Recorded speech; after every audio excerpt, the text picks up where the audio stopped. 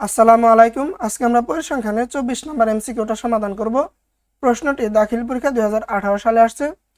প্রশ্ন বলতেছে আষাঢ় মাসের প্রথম 6 দিনের বৃষ্টিপাতের পরিমাণ দেওয়া হলো, উপাত্তের মধ্যক নিচের কোনটি বের করো। তাহলে মধ্যক বের করার জন্য তুমি কি করবা, এই উপাত্তগুলোর দিকে তাকাবা। এটা যদি বিন্যস্ত হয় তাহলে ওকে, যদি না হয় তুমি বিন্যস্ত করে নিবা। বিন্যস্ত কেন করতে হবে? বিকজ এখানে এলোমেলো মানে অবিন্যস্ত আছে।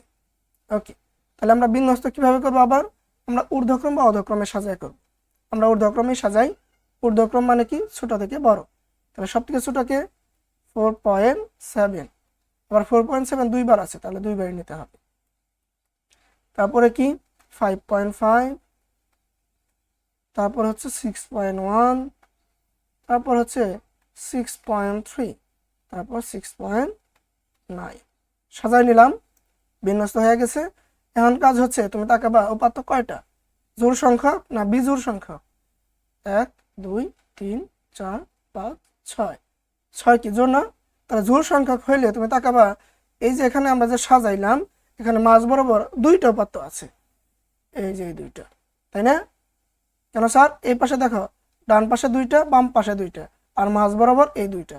এই দুইটা সংখ্যাকে তুমি কি করবা, যোগ করে 2 দ্বারা ভাগ করে দেবা, তাহলেই মধ্যক বের হয়ে যাবে। যদি বিজোড় সংখ্যা হইতো মাঝখানে একটা পদ পাইতা, ওটাই অ্যান্সার হইতো। ওকে, তাহলে এটা করছে দেখি।